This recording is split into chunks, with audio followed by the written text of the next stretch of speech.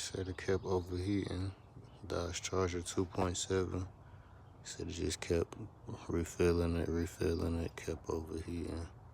Guess it just cut off on them one day. On the water pumps right there. Yeah. This is the water pumps just wiggling. And I'm pretty sure it was leaking and causing it to overheat. New motor.